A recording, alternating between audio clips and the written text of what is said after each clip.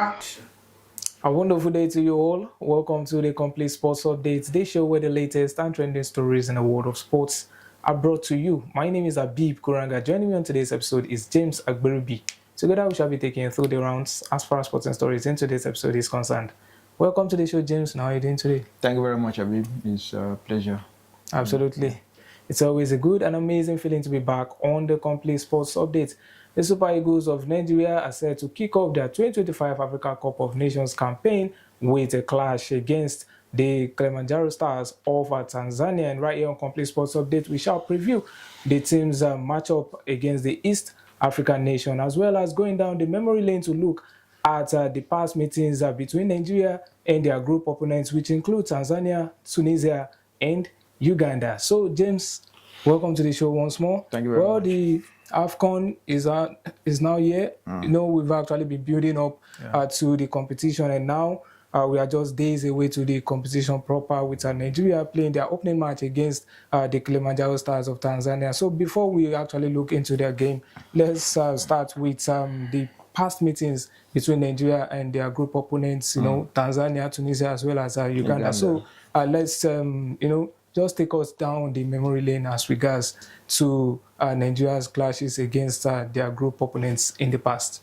Yeah, the Super Eagles, among the three teams, the Super Eagles have only met, they've met Tunisia more than once. I think, more than 5 times. They are only meeting against the first and only time they met Tanzania at the AFCON was 1980.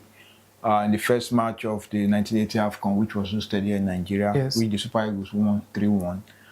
So ever since then, they've never come across each other, though they've met in qualifiers, but the AFCON just that once.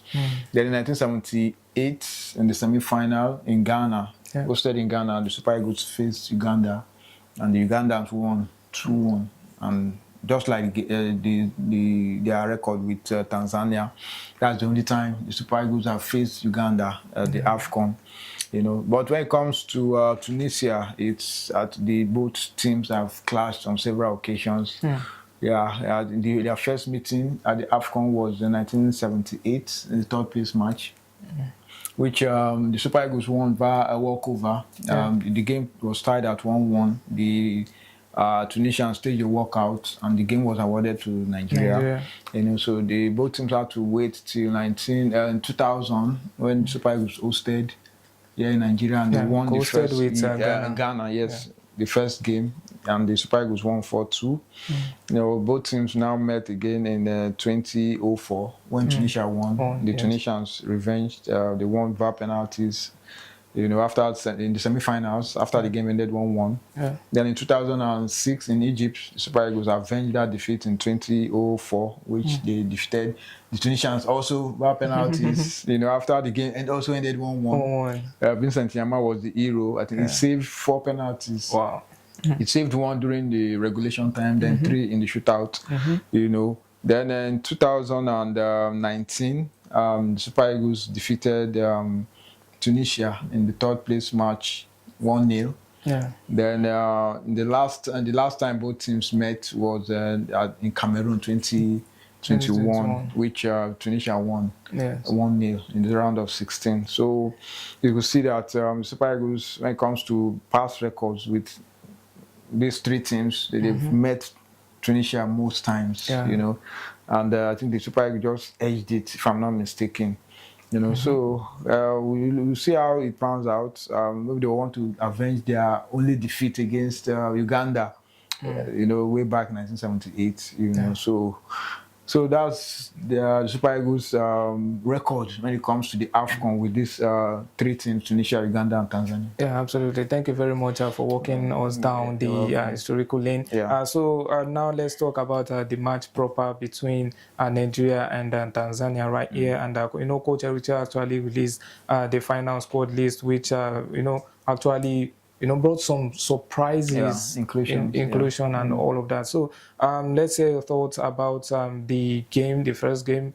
You know, what are your expectations ahead of the game, knowing fully well that there are some players, known faces most especially the former captain of the side, Trustekong, who actually retired and won't be playing in the competition in Morocco. So let's say your expectations as regards to the match that will be coming up next Tuesday.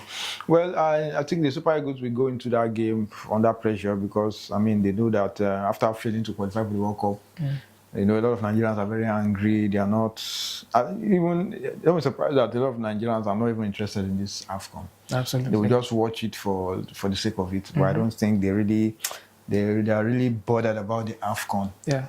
You know, so going into the game, I think if you want to, on paper, you want to give it to the Super Eagles, you know. But with the way they've been performing of late, I mean, you can't just pinpoint something that they are going to. You don't have that 100% confidence that they're going to win. You know, because a team like Tanzania, most of their guys will come from, you know, the two main teams. You know, I think they're up to like 3 teams. The top teams, the Yanga and the Simba, those are where the core guys will come from. You know, and you know, these are local base players who have been playing together.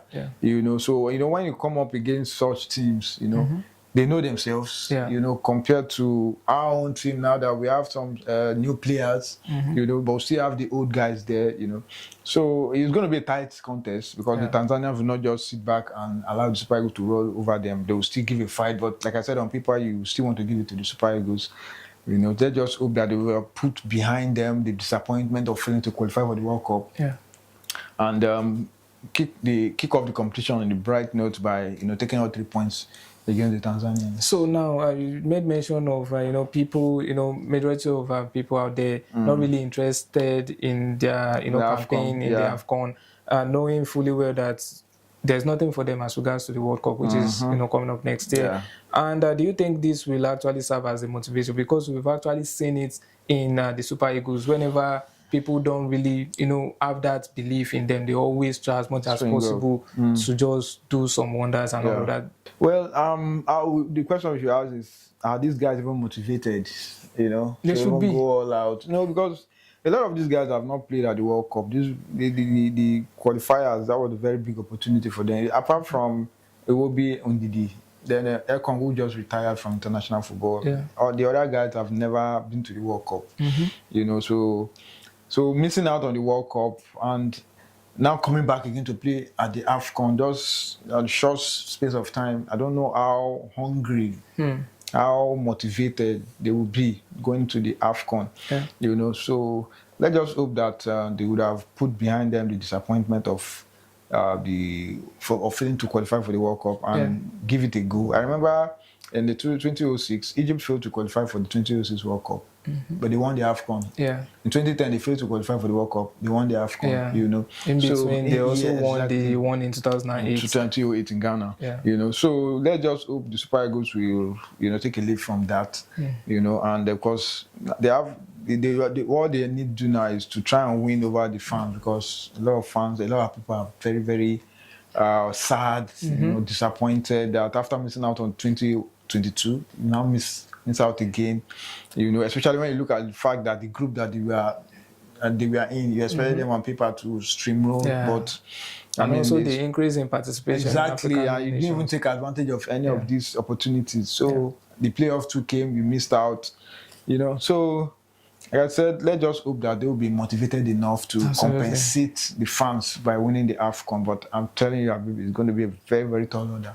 Yeah, it's going to be a very tall order. But you know, knowing fully well that the '94 AFCON that they won was hosted in Tunisia. a North African nation. So that this time around is also a North African. So we could actually see something, magical happen, The last time Morocco hosted the AFCON was in 1988, and the Super Eagles got to the final. So and they've apart from Libya 1982, most of the time that they took part in the AFCON, it was held in North Africa. I think they've come up with something. Absolutely. So let's just hope that they replicate what happened in 1994 and come up with the trophy. So your scoreline between Nigeria and Tanzania? Well, it's going to be, like I said, it's going to be a tight game. The first game is always difficult. And let's just say a 2-1 victory for the Super Eagles. 2-1 victory for the Super Eagles. That's what James Agboribi actually predicted as regards to the opening match between Coach Eric Chelle's side and Tanzania. So, viewers, this will be wrapping things up as far as proceedings in today's episode is concerned. And thank you very much, James, for the wonderful and insightful analysis as always on Complete Sports Update.